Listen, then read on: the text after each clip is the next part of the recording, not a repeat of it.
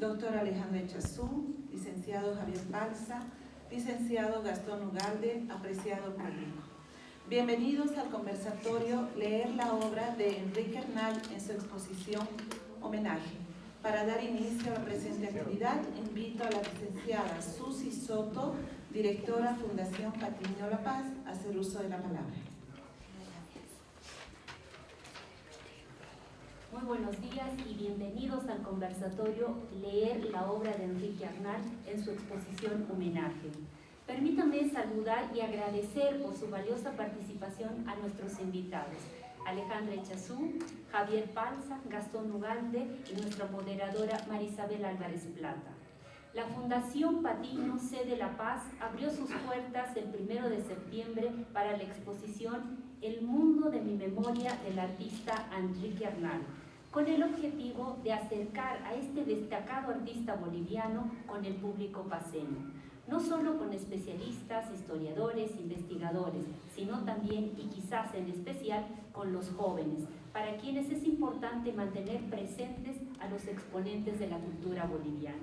Para seguir comprendiendo la obra de Enrique Arnal, el día de hoy se designa un tiempo al conversatorio que reúne a un grupo de especialistas que de manera muy desprendida nos vienen a brindar insumos para continuar reflexionando y aprendiendo sobre la propuesta artística. Agradecemos a todos los que se han sentido convocados y los motivamos a participar activamente. Muchas gracias. Gracias, licenciada Soto. Ahora dejo con ustedes a la licenciada María Isabel Álvarez Plata, moderadora de la presente actividad. Queridos participantes, creo que no está funcionando. Sí. Alejandra, muchísimas gracias por participar en este encuentro. Javier y Gastón. Sobre todo he pensado que leer la obra de Enrique Arnal a través de esta exposición era fundamental. Y he convocado principalmente a Alejandra Echazú, a la doctora Alejandra Echazú, porque ella es parte de la fuente de esta exposición. Ella realiza una entrevista a Enrique Arnal en Washington, donde ellos coinciden, y a propósito de esa entrevista, Matías Arnal comienza a trabajarla y aumentar el documental histórico que había de la mina de la Patiño Mines en Yayagua, Catavi y Uncía. Entonces, la voz de Enrique relata toda su juventud, su niñez, que tiene una implicancia muy grande dentro de su obra. Y por otra parte, hemos invitado a Javier, que de manera diferente es una persona que desde niño ha comenzado a coleccionar obra de Enrique. Y finalmente hemos invitado a Gastón Ugalde porque luego de del grupo tan sólido de los 50, Gastón pertenece a la siguiente generación. Ya no pertenece a ese grupo y tiene planteamientos artísticos diferentes, pero ha sido un gran amigo como artistas ambos de Enrique y Gastón. Quiero decirles que leer, como he nominado este coloquio o este conversatorio, leer la obra de Enrique Arnal, para nosotros es analizar el conjunto de estas obras, que son alrededor de 100 obras las que participan en esta exposición, pero no solamente las 100 obras, sino el documental de que antes había hablado, esta el video que se ha realizado para la exposición sobre la acción efímera artística de Enrique Arnal, en la que él y la Fundación FEA en 2004 cuestionan la situación de la pintura contemporánea, de la pintura de Caballete. Y entre ambos deciden que Enrique participe haciendo un mural que luego va a ser borrado en realidad por el público. Entonces por eso se llama una acción efímera. Y finalmente tenemos desde luego las fotografías de diferentes exposiciones que realiza Enrique en diferentes lugares. Y tenemos fotografías, por ejemplo, de una exposición que realiza en 1975 en el Museo de Bellas Artes en Caracas. Las fotografías son precisamente de los aparapitas más conocidos, y que era un tema muy lejano para una sociedad caraqueña, caribeña, pero estaba llevando en realidad el altiplano, el hombre, ese entorno que no es conocido, y tenemos en las vitrinas los análisis de esa obra, el impacto que causa en Venezuela.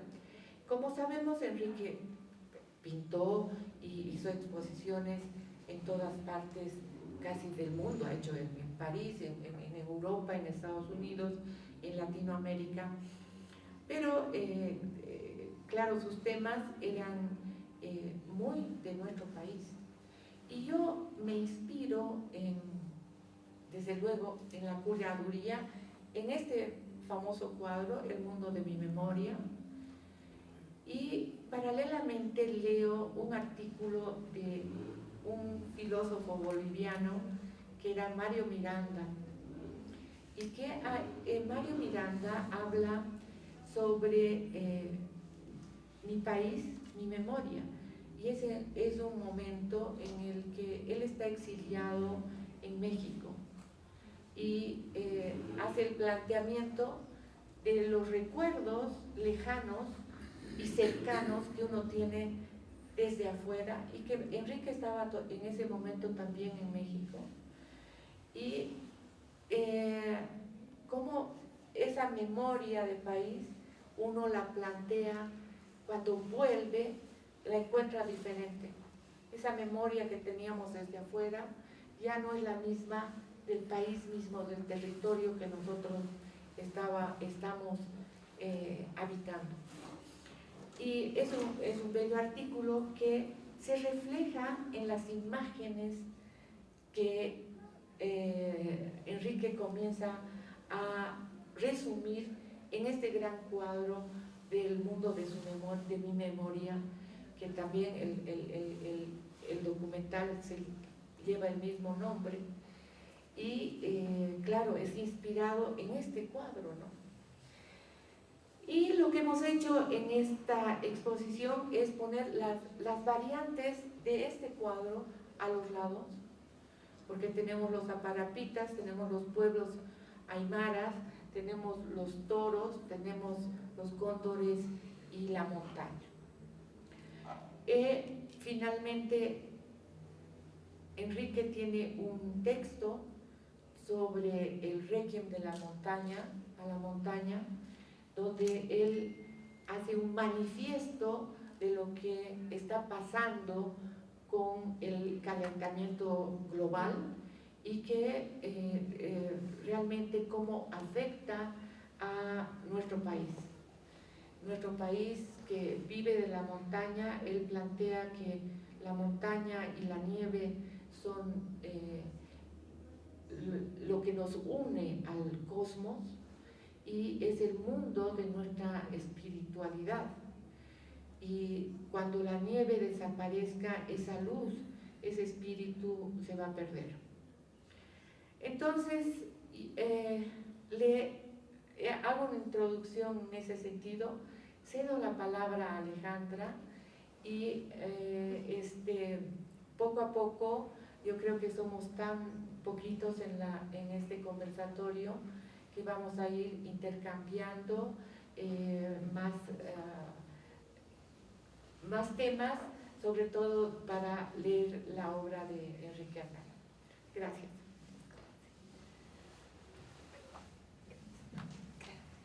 Muchas gracias, María Isabel. Quiero saludar muy agradecida a Susi Soto, a María Tapia y a todos los que componen y trabajan en el equipo de la Fundación Patiño. Es un honor poder estar aquí. También a ti, querida María Isabel, muchas gracias por invitarme, tomarme en cuenta. A Nina Tamayo, la esposa del maestro Arnal.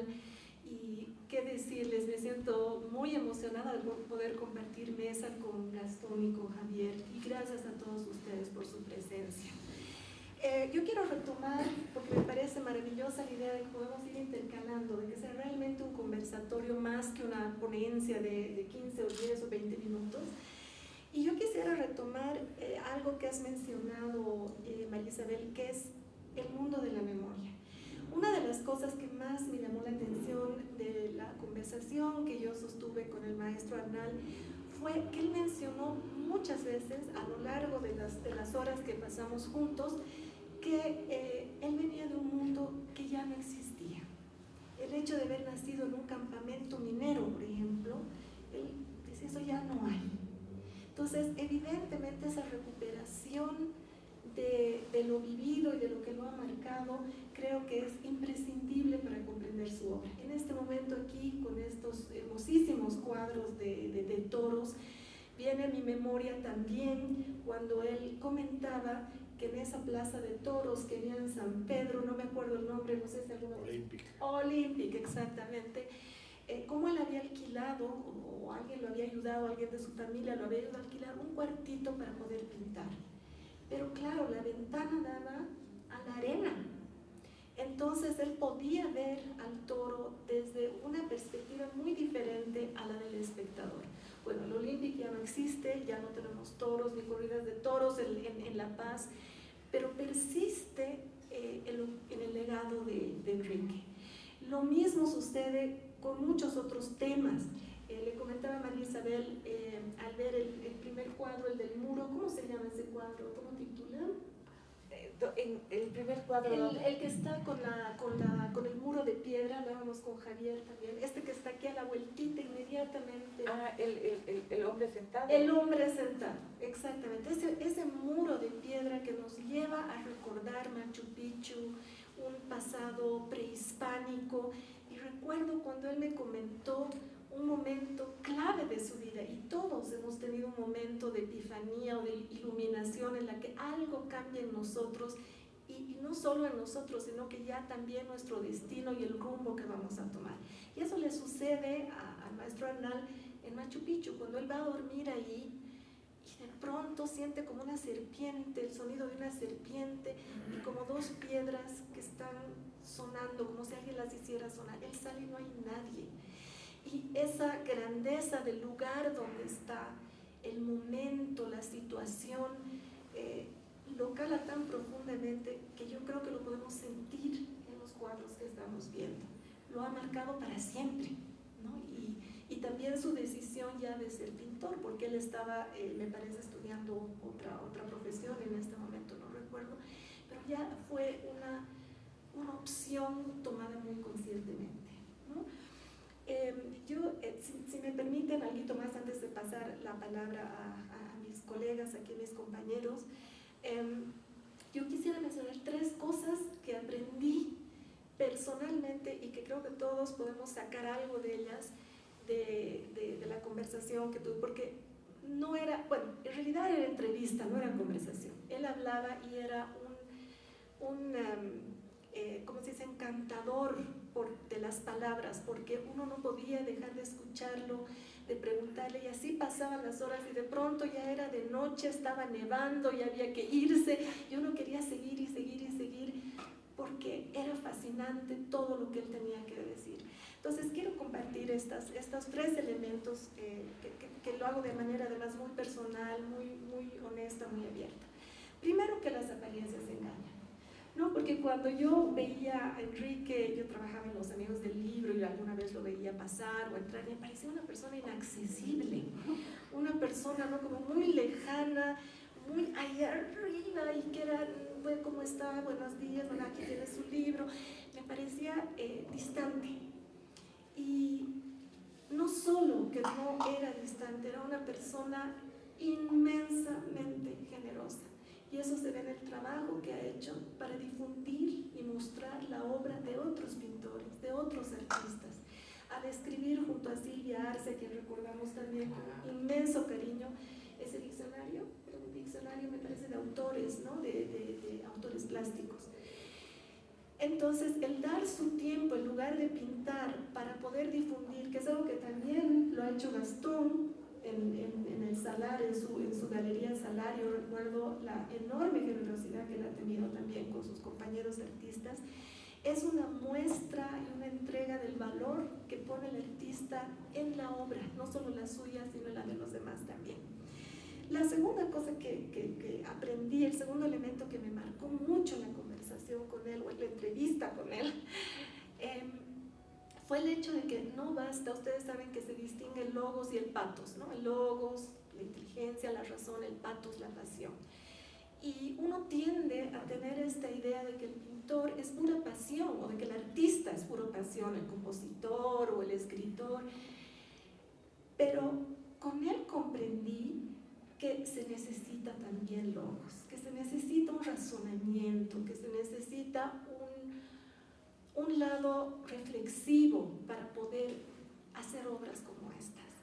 Porque al preguntarle, él siempre tenía una respuesta casi filosófica cuando me hablaba de sus cuadros. Entonces, me cambió mucho la perspectiva y me ayudó a comprender que sí, pues, o sea, somos seres humanos, no solo porque creamos, sino también porque reflexionamos. Y con esto voy a terminar, y después, pues, si me dan un espacito, yo feliz de poder mencionar algo de lo que él me había dicho.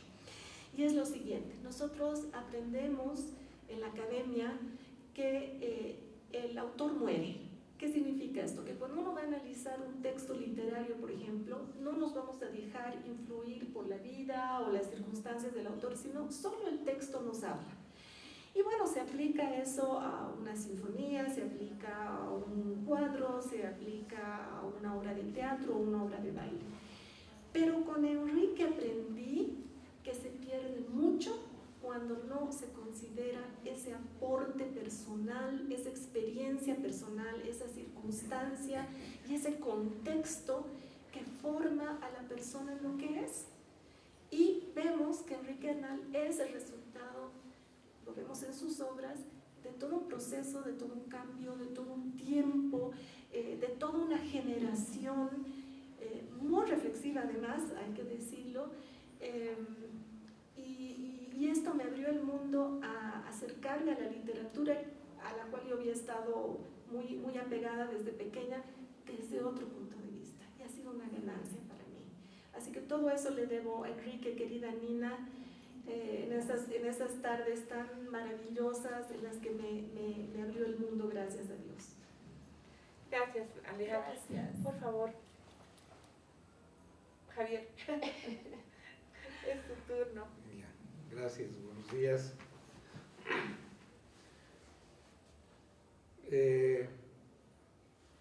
Yo me estoy preguntando cómo puedo aportar esta charla o a comprenderlo a Enrique, y tal vez voy a comentar algunas anécdotas que he tenido con él. Era primo hermano de mi mami, entonces siempre estábamos en las reuniones familiares y es por ese lado que yo lo conozco a Kiko, y me voy a referir a él así, con esa familiaridad. Y yo de niño acompañaba a mis papis a las exposiciones y no iban, mis padres no eran de los que iban a exposiciones, solo a las del Kiko. Y tal vez de más niño me mandaron a que me pintara, me hiciera un cuadro la Inés Obando. Entonces yo desde mis 6 años era amigo de una pintora que había estado en su taller, lo propio mis otras dos hermanas, y habían 3 cuadros en mi casa que eran el retrato de mi hermana mayor, de mi otra hermana y el mío. Y a mí me confundían y decían de ese cuadro que era mi hermano mayor. O sea que, ni me veía, ahí lo veían. Y no había más cuadros, no había una obra que expresara lo que hoy nos rodea. Y en esas exposiciones yo vi sus cóndores, sus desnudos, sus montañas, y decía, cuando sea grande quiero tener uno de estos. Y con mi primer sueldito le compré a Rosana Baptista una acuarela, el año 78 creo. Y con mi siguiente sueldito compré otra acuarela.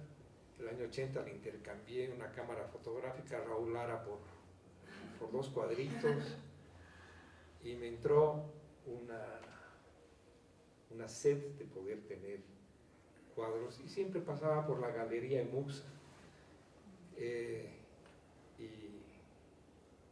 ahí estaban las grandes figuras recibiendo los cócteles,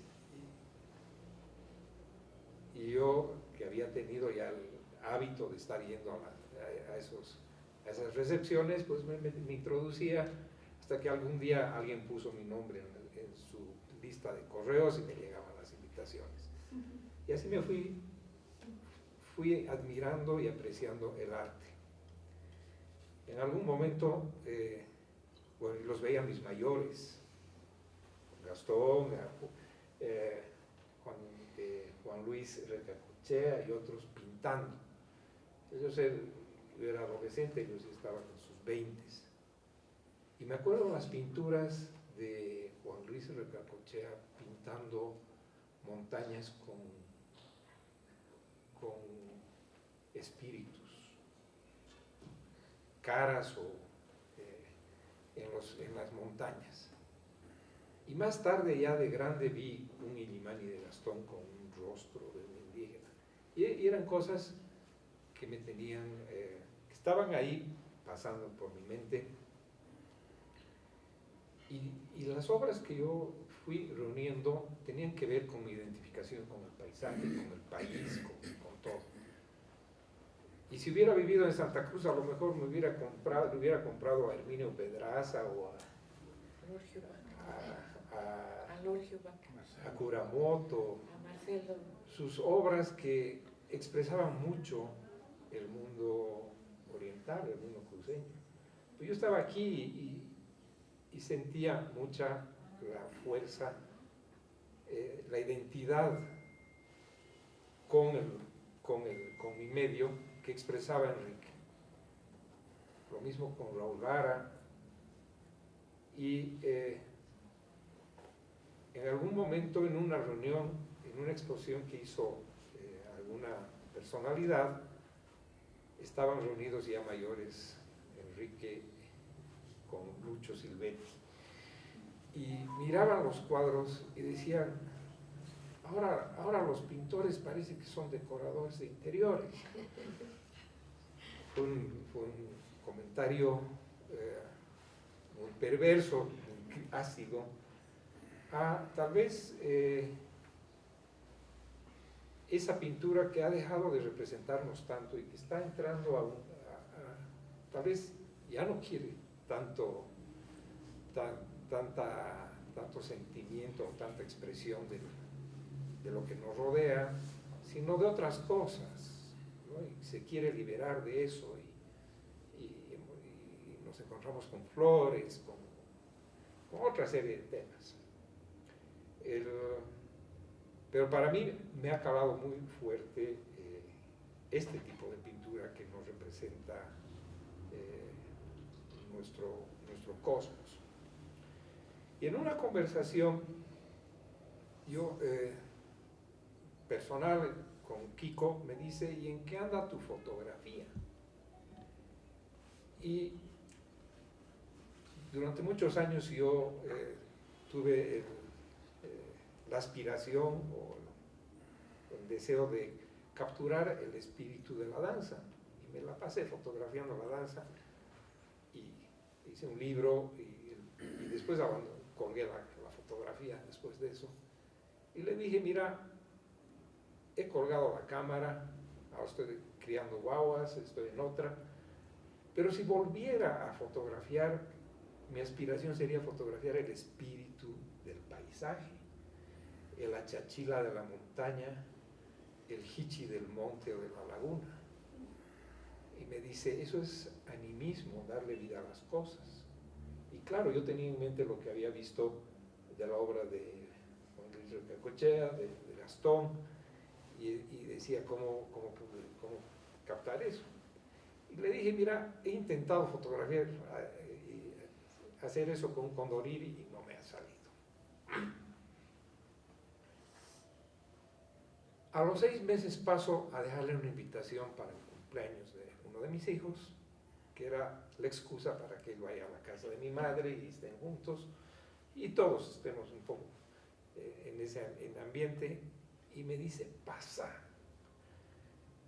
Y me muestra ese cóndor montaña que está al comienzo. Maravilloso. Y yo dije, el condoriri, el achachila, pero él estaba mucho más lejos de lo que yo podía haber imaginado. Ese cuadro tiene por título Alegoría a una crucifixión. Entonces, ya me puedo imaginar yo a un evangelista hablándole a un hombre del Ande, ¿no? Y convenciéndolo que la chachila mayor es el Señor Jesucristo. Un poco juntando la idea chachila, ¿no? O esta espiritualidad que vemos en nuestras montañas. Y bueno, con eso ya les digo cuánto Enrique había sentido y también mentalizado. Bueno, eso les puedo contar. Mil gracias. Vamos a seguir hablando del coleccionismo, cómo es qué es el coleccionismo en Bolivia, pero vamos a dejar que primero Gastón Ugalde nos hable sobre esa relación y esa mirada de artistas, entre artistas, y su conocimiento de él también, porque ha sido enorme. Gracias, Gastón.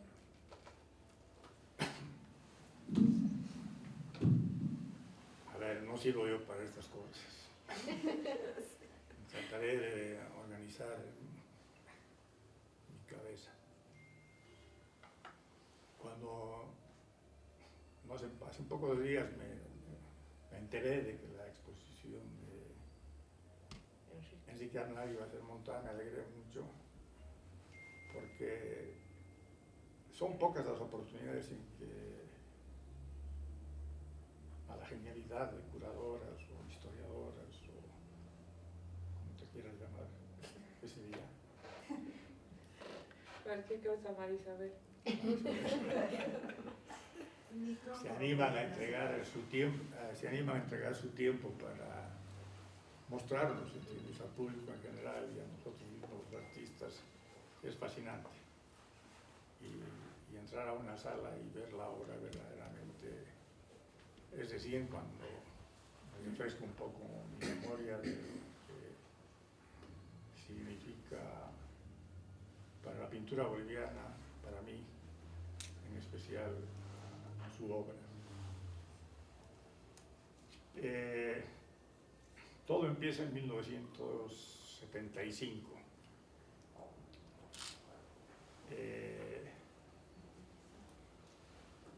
Cuando en el periódico me entero de que estaban llamando a un concurso nacional de pintura boliviana llamada IMBO,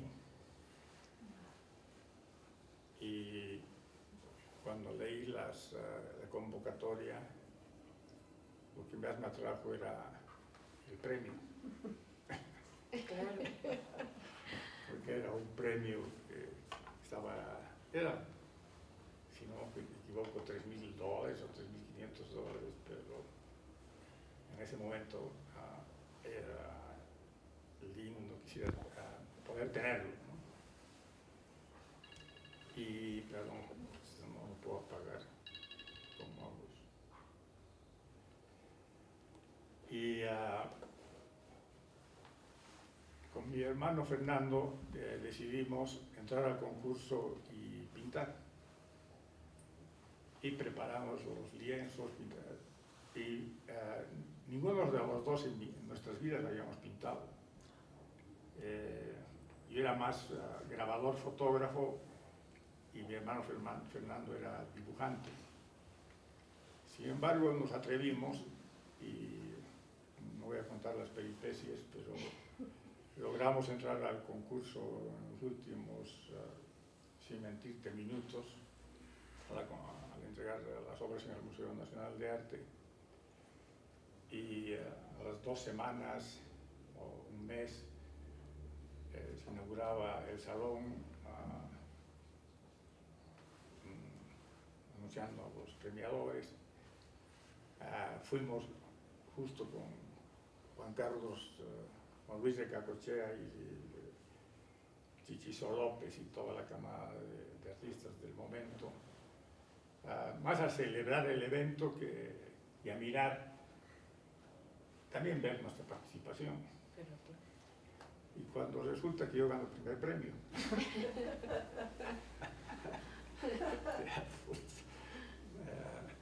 no sabes la sorpresa. Entonces me premian y nombran mi nombre, después nombran a Enrique Arnal, nombran a Raúl Lara, nombran, no me acuerdo, a la placa. Y yo, ¿qué hago aquí? ¿No? Y entonces ese fue el primer momento en que tuve la conversación con Enrique. Me felicitó y obviamente un poco, él siempre duro en la palabra, ¿no? ¿De dónde vienes? No conocía tu obra. Eso tú le llamas pintura, me dice. Bueno, no teníamos que argumentar al respecto, pero pasaron los meses, las semanas, los meses, los años, y verdaderamente él caminaba mucho La Paz. Le encantaba caminar, y yo también era un caminante de La Paz, y siempre nos encontraba, y obviamente, como ella decía, es un ser, ¿entiendes? O sea, que un jipirulo trate de acercarse a un señor inglés en cierta manera, porque su manera de vestir con su perramos, tenían unos perramos envidiables, y sus chalinas de seda o de lana, y su manera de vestir, ¿entiendes? Con sus sacos tweed y sus zapatos. O de bayeta. O de bayeta también, claro, y sus sombreros. Entonces era interesante caminar con él. Caminábamos, porque siempre nos encontrábamos en los barrios altos, porque él era de caminar la Plaza Murillo, de visitar los museos, y obviamente nosotros también estábamos por el área, y bajábamos las calles y veníamos caminando y empezamos a hablar, ¿no? A comunicarnos. Y siempre hablábamos del pensar, ¿entiendes? Lo que es hoy, del mirar. Y obviamente el pensar y el mirar, y solamente al caminar, porque él también vivía en Sopocachi, en ese entonces todavía teníamos el privilegio de ver más montañas, de pasar por el montículo y ver el Illimani, y ver esa inmensidad del paisaje, o en los barrios altos ver a los campesinos, a los aparapitas, los mercados. Yo tenía un ojo obviamente fotográfico, pero él también tenía una visión periférica.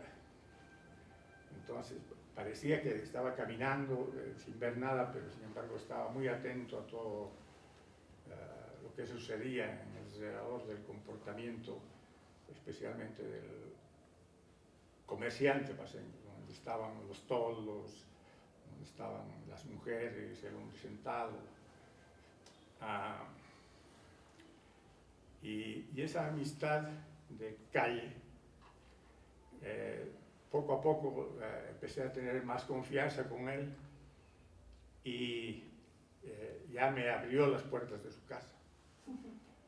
Entonces, porque yo era más hombre de la bohemia del bar, ¿no? Y coincidimos que ambos éramos whiskeros. Y él también le encantaba el whisky. Y han habido momentos en que caminando en la calle, de pronto nos encontramos íbamos a una exposición y nos encontrábamos con Raúl, con Alfredo, con Fernando Montes, con Ricardo Pérez Alcalá, que gracias a él tuve un poco de introducción a ese grupo de artistas de esa generación y yo era más un entrometido en ese grupo. Entonces, en una oportunidad, por ejemplo, estoy con Enrique y de pronto nos encontramos con Oscar Pantoja. Y entramos a un bar. Entramos a un bar y estábamos en el bar y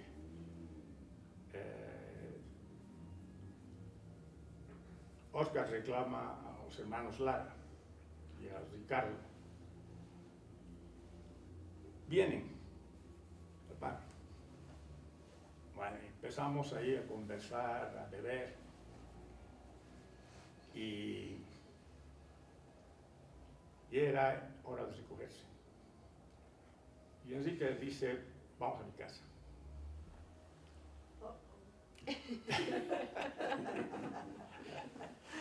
Ya, pues todos vamos a la casa y continuamos con la conversación, las travesuras, las conversas y conversas de todo tipo porque ya estaba empezando a amanecer. Bueno, antes de que amanezca, en un momento de esos hicimos, los Lara eran muy ocurrentes y sacaron papeles y carboncillos y hacernos retratos, porque los hermanos Lara eran retratistas, les encantaba retratar. Y Ricardo también era bueno para el dibujo. Enrique también. Yo era pues el niño, ¿no? Y bueno, dibujábamos o pintábamos y lo hicimos en unas 2 o 3 oportunidades en diferentes casas. Pero me acuerdo de una oportunidad muy clara que empezó a amanecer y Fernando dice, por favor, Enrique, por favor, pon todas las cortinas, está entrando de la luz, porque Oscar no podía ver la luz. O sea, odiaba la luz. Y de pronto ya estábamos, ¿entiendes?, entusiasmados. Y Enrique tenía un par de guantes de box. Pelearemos.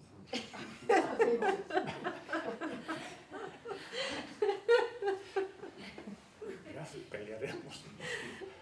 Entonces, ya pues, porque no sé si Enrique era boxeador, o sea, no, y era pues grande y pesado.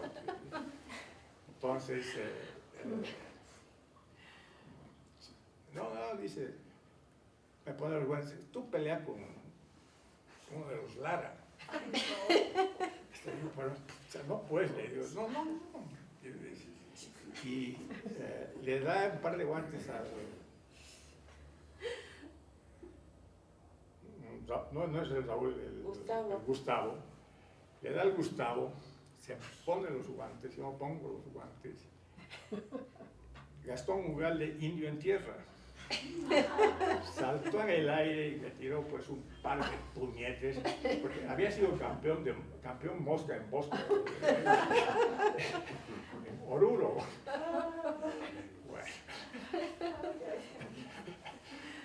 Después se agarraron entre, va a ser el chiste de darse pelearse, ¿no? Puñetes.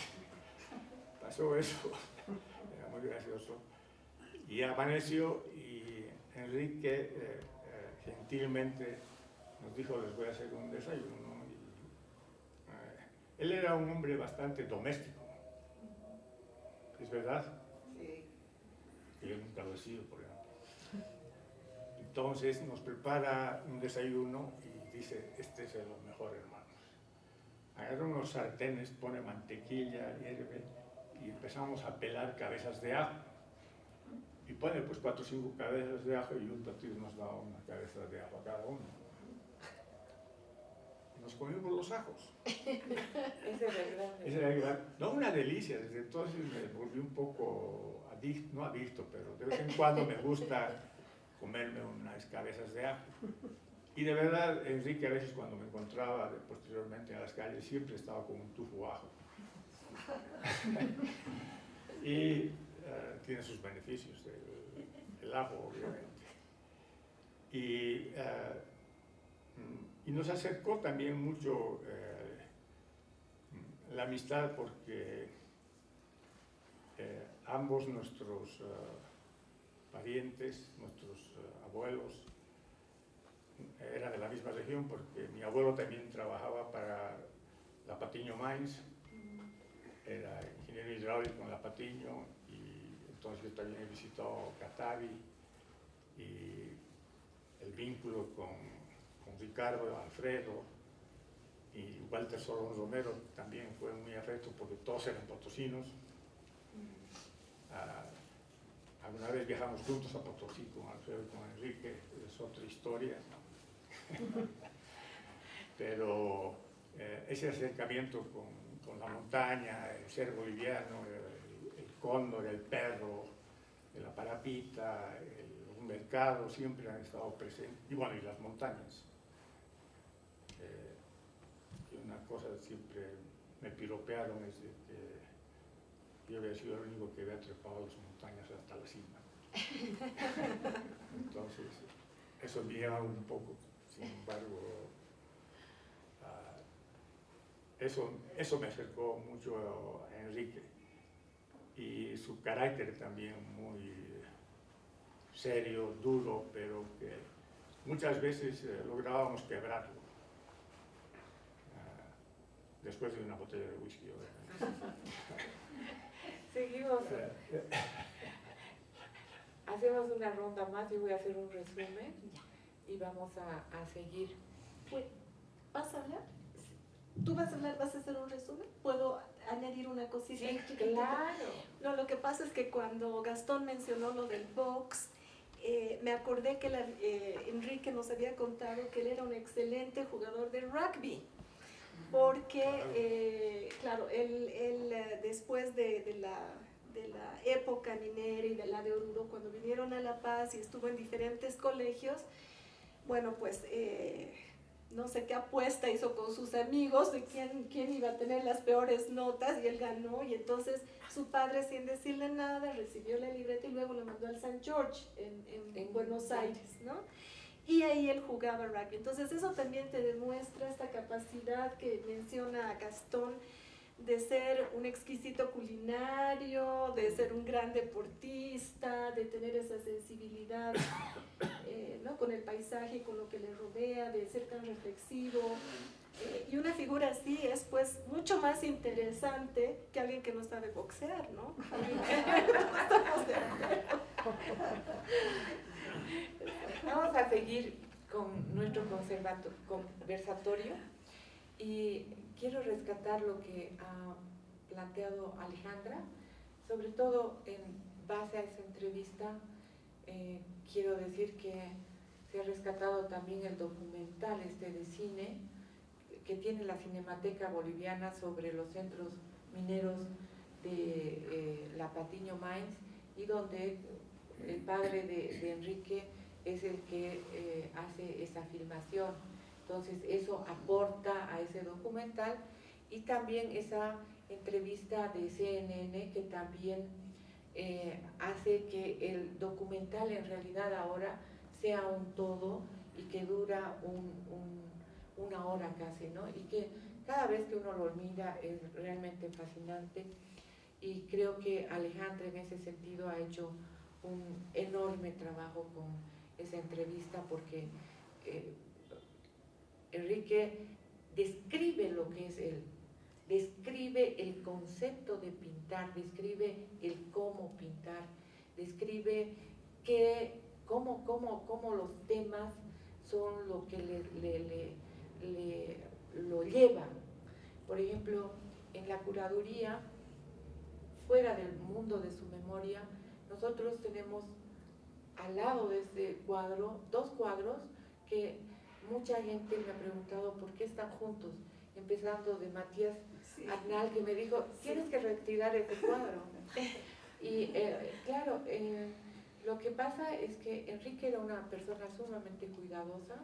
Todos sus cuadros tienen un título en la parte de atrás, tienen las dimensiones, y él al principio pinta los pueblos andinos, esos pueblos construidos en adobe, y pinta el perfil y en esos colores terrosos, y que eran un carácter y que los reconocemos de inmediato. El de lado es un cuadro que creo que es alrededor del 1975, y el de lado es un cuadro del pasado el 2000. Pero él sigue pensando en los pueblos andinos, y se llama Curahuara de Carangas, y es un pueblo andino mirado desde arriba. Entonces él está mirando, pero con su trazo está mostrando esa comunidad, cómo se aglomera. Entonces es un cuadro que realmente, si lo planteamos como pintura, podríamos decir, es una pintura abstracta totalmente, ¿no? Pero lo que se quiere mostrar es cómo él sigue con los pueblos, es un ejemplo, ¿no es cierto? Es cómo él sigue con estos pueblos andinos que son su referencia. Después, y que Alejandra pues nos ha dado esas entradas a través de su voz, ¿no? Entonces, eso es maravilloso.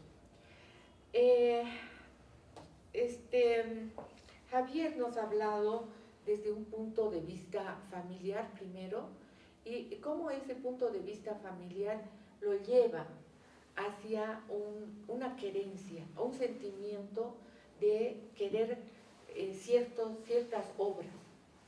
Esas son cómo se forman esos coleccionismos, y tenemos que tener en cuenta que esta colección o esta exposición la tenemos gracias a esos coleccionistas. Y quiero decir que conozco mucho las colecciones de Bolivia, y que las colecciones de La Paz se diferencian sobre todo porque son colecciones modernas y contemporáneas.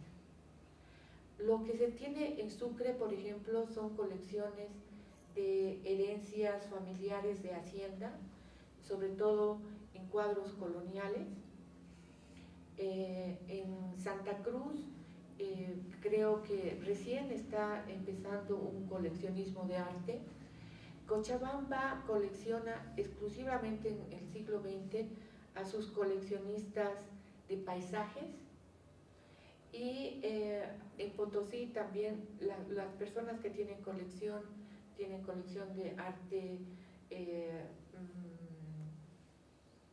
religioso, y pocas veces, bueno, tienen pintores del siglo XX como los que son participantes en Gesta Bárbara, de muy temprano el siglo XX. Después ya no tienen esos pintores, porque bueno, la Casa de la Moneda tiene muy poca obra de Enrique Arnal, de Alfredo La Placa, de los potosinos grandes que han sido de ahí, ¿no? Pero realmente ahora la Casa de la Moneda está comenzando a traer esos sus pintores potosinos. Entonces, a lo que me voy es que La Paz es excepcional, porque La Paz, realmente sus coleccionistas son personas que, como había dicho Javier, se forman a través de vínculos familiares, pero también yo pienso que hay cosas que han hecho que haya coleccionismo. Y una de esas cosas, en este sólido grupo de artistas del que estamos hablando, es el Salón Pedro Domingo Murillo. El Salón Pedro Domingo Murillo abrió las puertas para que el público comenzara a tener una sensibilidad. Y hasta ese momento los artistas se manejaban sobre todo encargos del Estado, etcétera, y a partir de este momento comienzan a haber espacios de exposición, espacios, galerías, las primeras galerías, y entonces el público tiene un acercamiento y plantea su deseo de su querencia, de que yo quiero una parapita, no, yo quiero una iglesia, yo quiero una montaña, y comienzan a coleccionar. El Espacio Patiño, desde hace 2 o 3 años, desde que se inauguró este edificio, ha realizado 2 exposiciones mayores, que son las de Rimsa y la que estamos viendo. Rimsa porque él es un artista migrante que comienza a definir variantes universales en la pintura. Entonces fue una primera muestra grande que se mostró de nuestro entorno, de las fogatas en el altiplano, de los retratos, el gran retrato de Yolanda Bedregal, el planteamiento de diferentes cosas, ¿no? Entonces, se estaba abriendo el siglo XX, y el Espacio Patiño sigue con esta exposición que también tiene los retratos manifestados de una manera en géneros de retrato completamente diferentes, donde él mismo se retrata, el artista mismo hace un autorretrato, pero tenemos el retrato de Frans Tamayo en una influencia absolutamente del artista Bacon. Entonces, como les digo, es muy importante para nosotros su participación en el sentido de esos relatos, de cómo se puede penetrar en esta exposición de diferentes maneras. Finalmente, Gastón Ugalde realmente nos está dando una enorme cantidad de relatos de lo que fue ese grupo tan sólido, y en el que participó como un enanito que después los ganó, pero que era una manifestación absolutamente diferente, pero que ya era una próxima generación, que esa sólida generación de muralistas, de abstractos, de pintores universales, que tuvieron mucha pelea entre ellos, dio lugar también a nuevas generaciones y a una mirada diferente del país. Yo quiero que posiblemente ahora demos un espacio al público y tal vez tengamos una segunda ronda para participación. Si alguien quiere plantear alguna pregunta, sí, Nina. Primero, me emociona mucho escuchar a tanto Alejandra, Javier y Gastón, y obviamente a ti, María Isabel, con toda la parte filosófica que has concebido para esta exposición. Pero me emociona mucho porque en cada uno han destacado diferentes aspectos de la obra de Enrique y de su personalidad, por otro lado. Con Alejandra sí compartimos en Washington la feliz coincidencia de que ellos coincidan y que a raíz de esas conversaciones hayan habido tantos otros productos, uno de ellos siendo el documental que hizo Matías, combinando las imágenes que él encontró de su abuelo Luis Arnal y la voz de respuesta a las interrogantes de Alejandra. En cada una de sus presentaciones, exposiciones, he aprendido mucho también de Enrique. Por ejemplo, Javier, yo no tenía idea que había habido tanta relación desde el punto de vista del arte, más allá de la familia, contigo. Y me encantó conocer el relato, por ejemplo, del cuadro que tú tienes de él. Desde luego, Gastón, tus experiencias con Enrique son previas a mi matrimonio con Enrique. O sea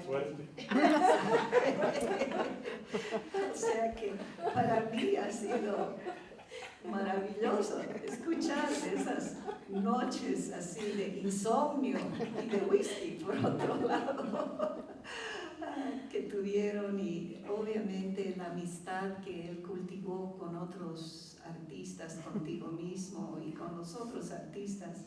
Ya cuando, después de casarnos, yo a veces compartía con él las caminatas por la ciudad y obviamente se iba encontrando con varios de ustedes y fue él el que me introdujo, igual como a ti te introdujo a los mayores.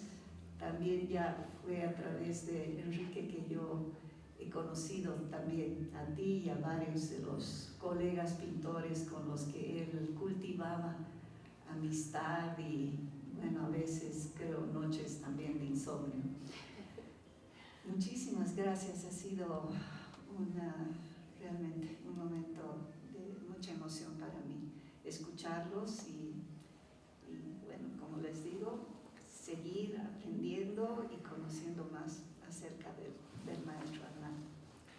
Quiero contar sobre lo que dijo Nina, que claro, esta entrevista de Alejandra nuevamente, luego hizo el documental Matías, pero a partir de ese documental sobre todo se hicieron 2 libros. Enrique había dejado una maqueta de un libro y en el que participó Javier, Carmen, Matías, Jimena.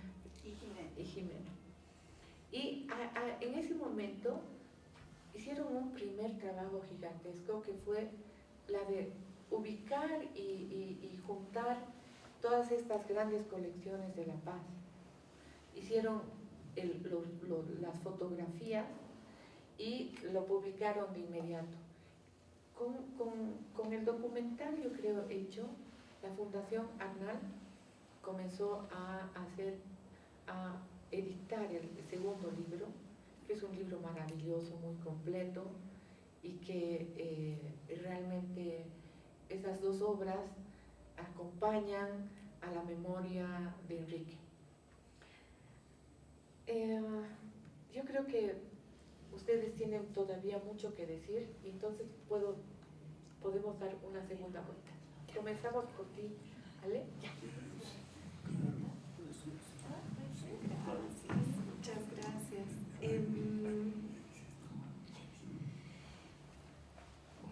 Yo quisiera mencionar 2 aspectos que me llamaron la atención también de Enrique. Uno, esa pertenencia a una generación que había tenido que lidiar con las dictaduras, con las persecuciones, que había tenido que ir al exilio.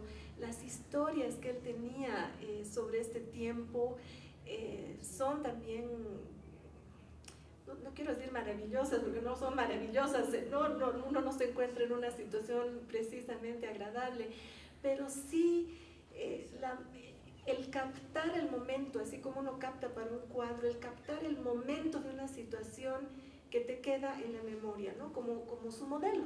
Él tenía un modelo y cuando lo apresan a él se lo llevan al modelo también a la cárcel y resulta que el modelo era un tipo simpatiquísimo que jugaba cartas, que todos los presos lo adoraban y bueno, Enrique pidió la libertad para este hombre y cuando se fue todos lo despidieron con vivas. Esto que puede parecer una simple anécdota, a mí me lleva a pensar esa capacidad de Enrique de tomar esos detalles, esas pequeñas cosas para hacer de ellas toda una historia y eso es lo que vemos también en sus cuadros. Y lo segundo que quería mencionar es la relación de Matías con Enrique, ¿no? Yo creo que mucho más que la entrevista que nació a raíz de la que yo había visto con Jorge Gestoso de CNN, que me dejó completamente emocionada de saber que teníamos un pintor de ese calibre reflexivo, ¿no? Es lo que ha hecho su hijo, ¿no? de poder retomar todo lo que había a su disposición para difundir y preservar una obra tan valiosa. Y quiero contar una pequeña anécdota que describe esa complicidad que existía entre Matías y Enrique. Y es que iban juntos a pintar a Jupapina, me parece que era Jupapina, sí, a Jupapina. Iba a pintar toros, como ya no había el famoso Olympic, entonces se iban a las afueras de la ciudad, que ahora ya es parte de la ciudad, y se iban juntos y Matías era muy pequeñito, tendría unos 5 o 6 años, y cuando lo ve pintar a su papá un toro, claro, como todo niño le dice, pero ¿por qué no pintas como es el toro? ¿Por qué pintas así si el toro no es así? Y entonces, qué maravilla cómo los niños los incitan también a reflexionar y a pensar y a buscar respuestas, ¿no? Y algo que ya lo sabía, por supuesto, Enrique en toda su filosofía, le explicó, le dijo, pero ¿para qué voy a pintar la realidad como es? ¿No? Es mucho más valioso darle un poder simbólico, claro, seguramente no lo dijo así al niñito de 5 años, pero esta anécdota también nos lleva a descubrir esa relación tan linda entre papá y hijo, pero también a ese razonamiento de qué es la pintura, qué era la pintura para él, cuál era su línea y qué es lo que pretendía al tomar el alma del toro. Yo creo que aquí lo que vemos es el alma del toro, como me decía Javier en este cuadro. Tenemos incluso el capote del torero, que yo ni me había dado cuenta y se lo agradezco mucho por haberme mencionado esto, ¿no? La esencia del toro está ahí mucho mejor que si hubiera representado al animal figurativamente tal cual es, ¿no? Quiero añadir que en esta cuestión del toro, que Enrique plantea que en la plaza esta de toros, él se apropia y se define como toro. Él dice, yo soy un bisonte, yo soy un toro, y es la representación de mi espiritualidad desde tiempos antiguos, como iconográficamente se lo conoce al toro. Por favor. Solo le faltaban cuernos. Era un toro de verdad. Una vuelta más y pregunto. ¿Quieres preguntar? Álvaro. Bueno, mira, sí, saludo otra vez a todos. En esta recuperación de memoria de Enrique, Nina me pide que yo haga una breve exposición de cómo conocí y cómo viví la amistad con Enrique. Y es más o menos lo siguiente. Fíjense, el año 1968, ya estoy hablando de años prehistóricos, en relación a ustedes inclusive.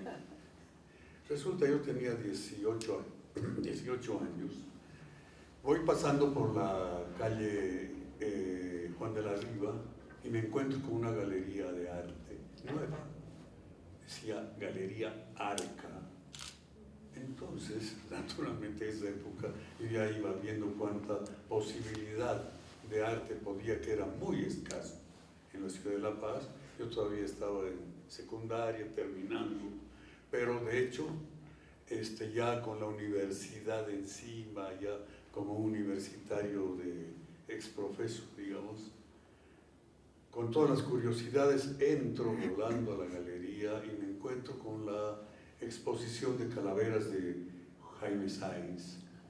Me llamó tanto la atención, pero más aún en ese momento me llamó la atención la figura de un caballero, como decía Gastón, en el fondo un caballero inglés en realidad, está parado ya de esta manera, mirando con una severidad todo el ambiente, que no era muy grande, tampoco era pequeño, era un salón más chico que esto, sí, de hecho, pero donde uno podía estar en un ámbito abierto, por decir así, ante esa exposición que tenía cuadros de este tamaño.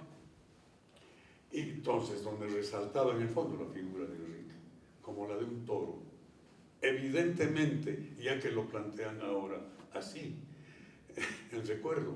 Pues bien, entonces veo la exposición y de hecho me acerco a preguntarle a Enrique tímidamente, desde ya, de qué se trataba, cómo era, quién era el autor de esta exposición, pero lo que yo quería preguntarle era qué era la galería en realidad. Entonces, lo primero que hago es preguntarle, ¿y esta galería cuándo se ha abierto? ¿De quién es? Entonces, él muy rápidamente se da cuenta de mi situación y me dice, ¿quieres preguntarme de la galería o quieres preguntarme del autor de estas obras? Entonces yo ahí pasmado le digo, de las dos cosas. Entonces se ríe y me dice, bueno, esta galería se ha abierto recién y eso después no vale la pena ver, ya lo verás en otro día si vienes. El autor es un poeta y así ya está. Y entonces me dice, bueno, ven de nuevo para ver la exposición en otro momento. Creo que ya era muy tarde, ahora vamos a cerrar. No sé si era ya las 7 de la noche, algo así. Pero entonces vuelvo unos días después y me encuentro ya que había una oficinita en el fondo. Y en el fondo había un joven que estaba sentado en un escritorio y Enrique Arnal sentado en otro escritorio más grande. El joven era Jesús Urzagasti y Enrique.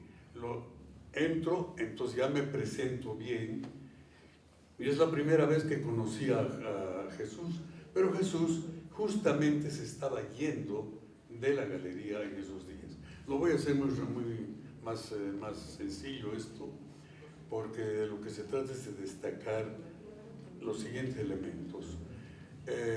Se va Jesús Urzagasti de la galería, donde era el asistente, y a mí se me ocurre que si se va Jesús, yo me di cuenta de que se estaba quedando vacío ese escritorio pequeño que había allí. Yo podía preguntarle a Enrique si yo lo podía ocupar. Y que además que me encantaba el arte, pero además que estábamos formando un grupo de poesía que se llamaba Marquetalia Ebernia y que estábamos muy relacionados al arte, que nos hubiera encantado hacer además una presentación de poesía en la galería. En fin, y hablé yo de todo eso. El Enrique se quedó mirándome así como decirme, ¿eres real? O sea, la verdad es, porque aquí en La Paz estas cosas no suceden, que un chango venga con semejantes cosas. Entonces, sin embargo, de hecho, me dijo, mira, ¿por qué no vienes tal día? Y ahí ya vemos. Fui el tal día y me dijo, ya, el escritorio es tuyo, vas a ganar tanto y vas a hacer tales cosas. ¿De qué se trataba? La actividad del asistente era cargar cuadros cuando iba a haber exposiciones, bajarlas, subirlas, abrirlas, cerrarlas, apoyar a la señora que era la que hacía las relaciones públicas, invitaciones, tomaba teléfono, hablaba con las personas a quienes iban a invitarse y todo lo demás. Y desde luego estar pendiente de actividades que se necesitaban como un asistente, evidentemente. Ir al banco, pagar cosas, cuentas, que aquí, que allá. Y por lo demás, estar muy atento durante todo el tiempo de las exposiciones con horarios para que nadie se lleve ningún cuadro. Entonces, resulta que estuve así con Enrique, haciéndome amigo de él, digamos, un primer tiempo, un primer mes, hasta que, desde luego, a él se le ocurrió, y a mí también, no sé cuál de los dos, pero más o menos simultáneamente, pero creo que él me decía que tú eres literato y entonces tienes todo eso. ¿Por qué no hacemos una hoja cultural? Yo he estado pensando en esto. Ahí me explicó que la galería era una obra, un trabajo, es decir, una institución que estaba creada por el Instituto Latinoamericano de Relaciones Internacionales, ILARI, que publicaba la maravillosísima revista Mundo Nuevo, en la que yo ya había tenido contacto y la había conocido, pero gracias a que le había traído la Galería Arca acá, y de hecho, bueno, y que financiaba determinadas actividades. Entonces, se nos ocurre hacer una hoja cultural y la hicimos. Era una hoja de tamaño doble tabloide, este tamaño, se llamaba Hoja Cultural de Arca.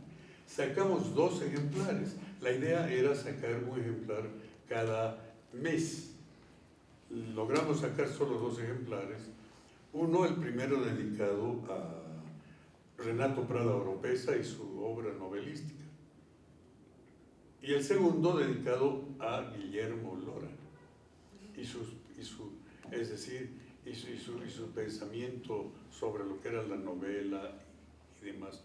Esos ejemplares, ese material, no sé dónde puedo conseguir. Obviamente yo no tengo nada y he buscado por muchas bibliotecas y lugares. Sin duda están en algún sitio. Hay que recuperar, Alejandra, eso. Ya tenemos que ver con más ya detenimiento. El caso es que ese fue un primer contacto digamos, de trabajo con Enrique y que nos ligó mucho más. A partir de ahí nos hicimos muy amigos, ya íbamos a caminar mercados Rodríguez, me acuerdo, hemos estado 2 tardes enteras, hemos comido pescados, en fin, fue una amistad muy, muy enriquecedora para mí.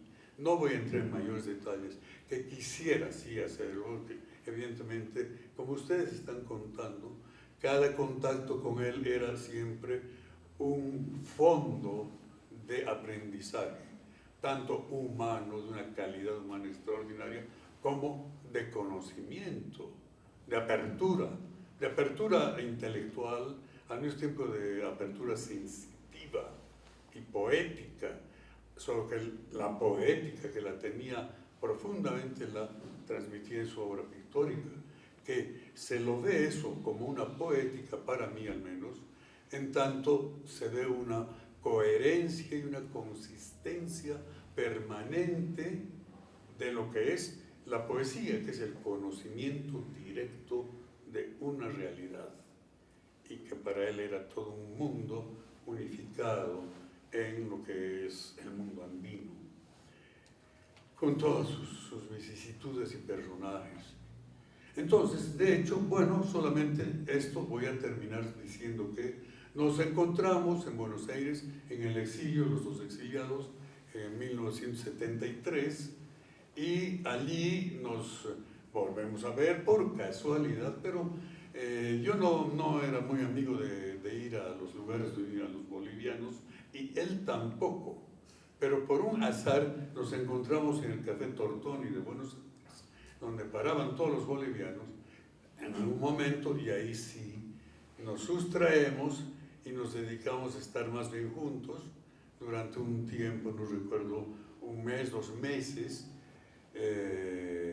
paseando, viendo cosas en Buenos Aires, librerías, en fin, pero donde de hecho también, por otro lado, yo conocí a Eduardo Galeano y él me presentó a Héctor Murena, que Héctor Murena era el director del ILARI en Buenos Aires.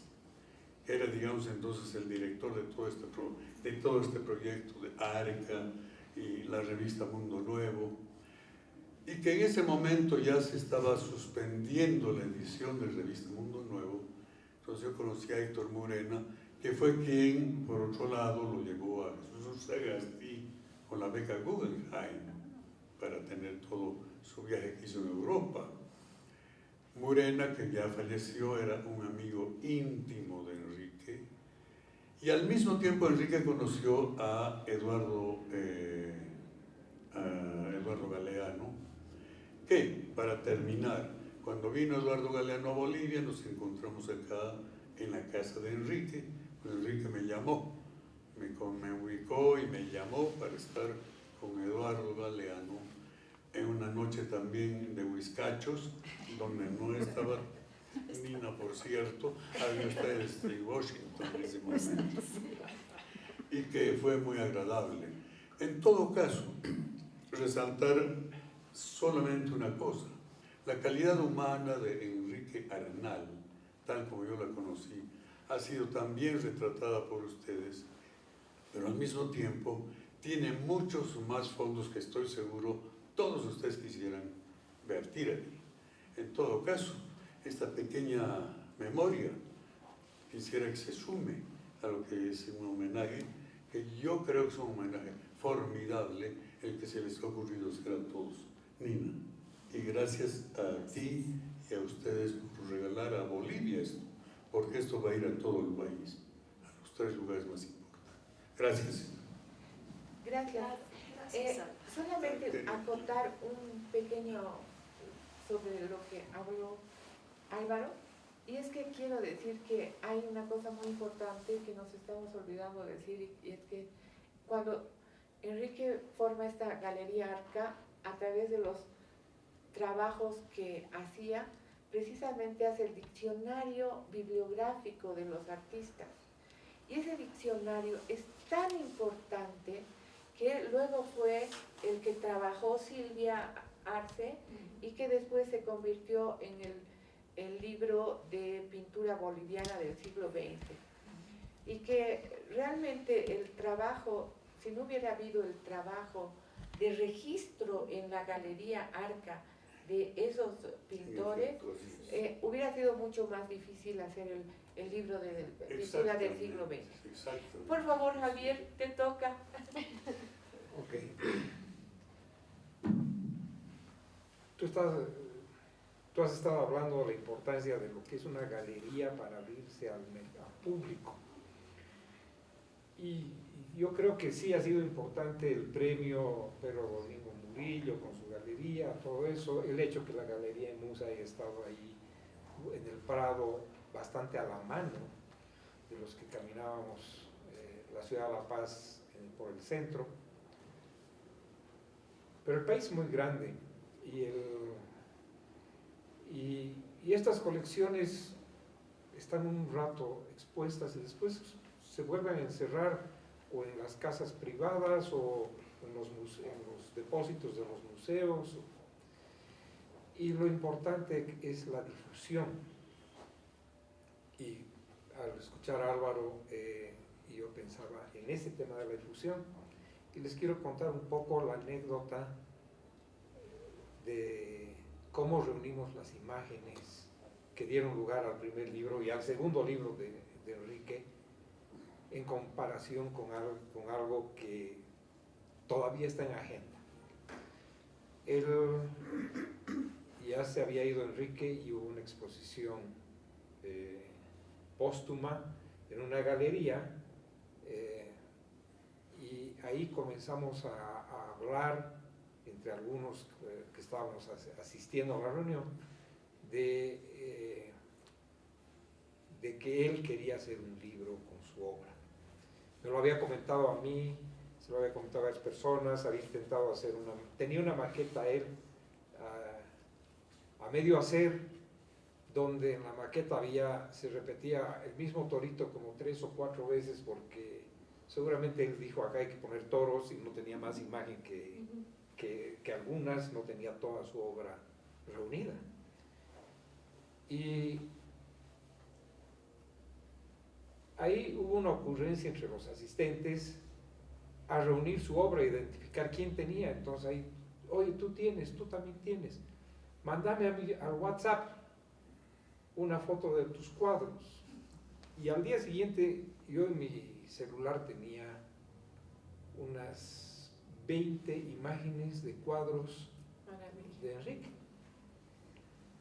Y los compartí con Carmen y Matías estaba en Estados Unidos y comenzamos a enfocarnos en reunir la obra. Y eso ha sido un trabajo tal vez de 1 año y medio, por ahí. Una obra que estoy seguro que no está completa, pero que abarcó y logró, gracias a Tony Suárez y otros fotógrafos que fueron a buscar, y a la gente que abría las puertas de sus casas, porque han habido algunos que no han querido que se fotografíe su obra. No, tú no entras a mi casa, y el cuadro estaba ahí. Carmen argumentándolos, tratando de persuadir a esta gente para que permitiesen fotografiar el cuadro. Pero se ha logrado reunir ese material que ha dado pie al primero y segundo libros. Me comentó Pedro Querejazu, cuando ya había salido el primer libro, me dijo, es increíble que en tan poco tiempo después de que se haya ido Enrique, se haya publicado un libro de su obra. Y me dijo, Guzmán de Rox no tiene un libro. Y Iván ha hecho un proyecto tan ambicioso de su obra, ¿no? Y que tiene que tener todos los comentarios y todas las críticas, y la esposa le ha dado vueltas porque le ha querido agregar esto. Al final se han perdido en una montaña de información y no han logrado hacerlo. Y acá está este libro, y ahora tenemos 2 libros de Enrique, o sea y nos decía, es increíble la suerte que tiene la obra de Enrique. Yo creo que fundaciones como la Fundación Patiño debería, además de llevar al público, porque ver un libro, una imagen, no es lo mismo que ver en vivo todo esto, sí deberían apoyar la difusión impresa o con los medios que hoy día hay, que pueden ser digitales y todo, para la difusión de la obra de los artistas. Y ese trabajo me parece que está, es el más importante en este momento para poder difundir y conocer el arte. Gracias, Javier. ¿Tú? ¿Qué tatuaje?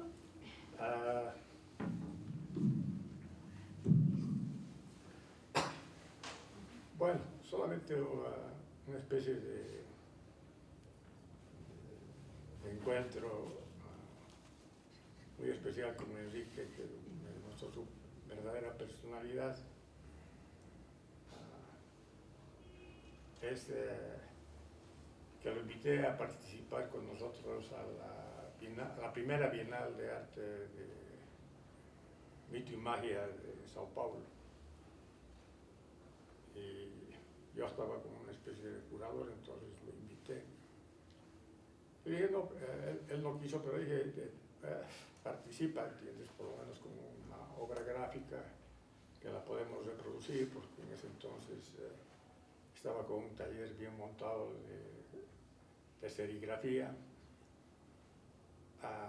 Aceptó de buena gana. Entonces trabajamos unas 2-3 semanas, unos 2-3 días en el taller, produciendo una edición de 80 reproducciones, y se puso juguetón. Entró un lenguaje parecido a la obra que está aquí a la izquierda. Entonces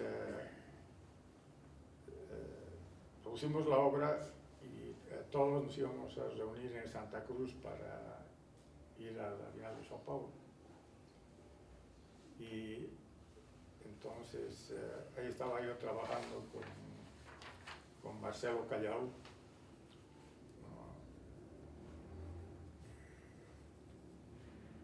y manejando la obra que íbamos a llevar y los artistas que iban a ir. Entonces iban a ir a El Gradandi, a Hugo Rojas Lara, Antonio Eguino y Enrique Arnal. Entonces Enrique Arnal llega a Santa Cruz y estamos trabajando ahí en el estudio un par de días, y como era su carácter, nos las voy a decir, yo no voy porque esta obra que he hecho es una mierda.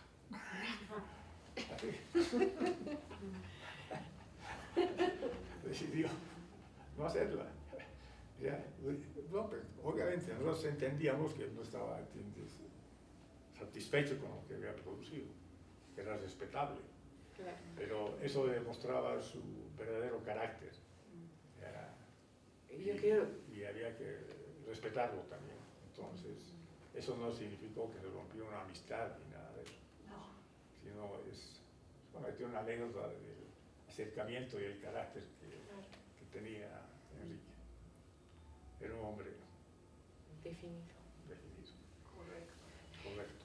A propósito de la Bienal de San Paulo, Enrique tiene una crítica y un análisis de la Bienal de San Paulo en un periódico local, y él está regresando de una participación que había hecho a la Bienal, y él es un crítico pero severo, que dice que si bien la Bienal está formada por artistas que vienen, que son la vanguardia europea, porque Brasil se preocupa mucho por ello, y el incentivo a los artistas brasileros. Sin embargo, que los artistas invitados latinoamericanos tenían espacios que eran verdaderamente marginales y que no se debería asistir más nunca a esta Bienal. Y a propósito de estas... Vamos, antes de que se me vaya, te voy a contar otra. Jaime Paz invita a Guayasamín a La Paz para que pinte el mural de la matanza de Tolata. Y obviamente Enrique, para recibirlo a Guayasamín, nos invita a la recepción. Y obviamente no era muy querendón de Guayasamín, pero fueron una mayoría de todos los artistas contemporáneos. Y en el cóctel estábamos ahí con Enrique y otros más. Jaime Paz lo presenta a Guayasamín, mostrando la maqueta de la matanza de Tolata, todo eso.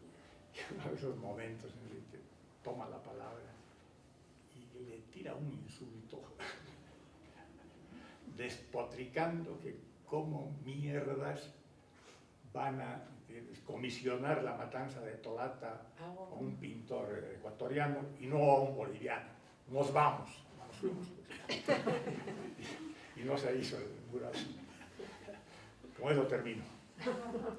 Mil gracias. Entonces, gracias por la invitación, y verdaderamente recordaron a Enrique, lo tengo ahorita aquí presente. Muchas gracias por su asistencia. Yo también creo que la memoria de Enrique, la memoria del país, a través de esta exposición es realmente levantar, revalorizar, entender una época.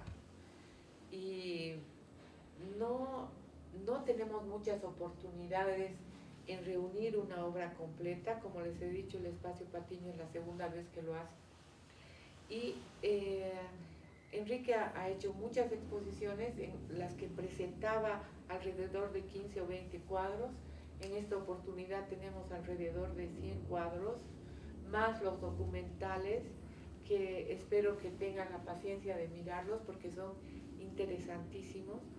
Hemos tenido, creo que ya les he dicho, más de 600 visitantes registrados a la exposición, que en 15 días, todavía tenemos 15 días más, que bate récords incluso de los museos. Entonces, eso es una alegría, es un incentivo para el público boliviano, para reconocer a los grandes creadores que tenemos en esta personalidad de Enrique, ¿no?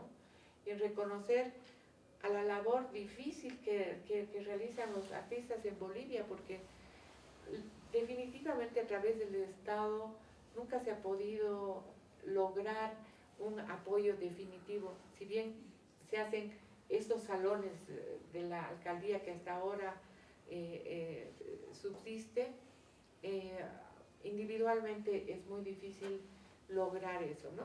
Pero creo que todos estamos muy contentos de tenerlo a Enrique en esta exposición tan cerca en el sentido de su intelectualidad. Yo quería presentar, por ejemplo, un grupo de sus retratos, de sus amigos intelectuales. Él tenía retrato de Marcelo Quiroga Santa Cruz, él tenía retrato de René Zavaleta. Lamentablemente no hemos podido lograr esos préstamos, unos porque estaban fuera del país también, ¿no? Les agradezco muchísimo su asistencia, a ustedes principalmente, que tienen todos tanto trabajo y han dado todo su tiempo para estar con nosotros y enriquecer el conocimiento de Enrique. Mil gracias. Gracias. Gracias a ustedes.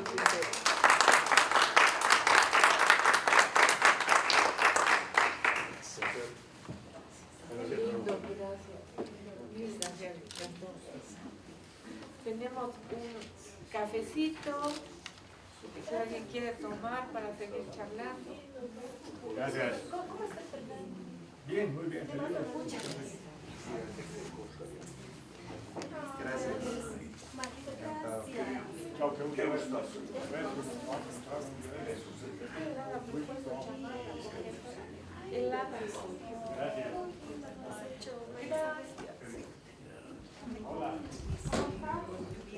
Hola.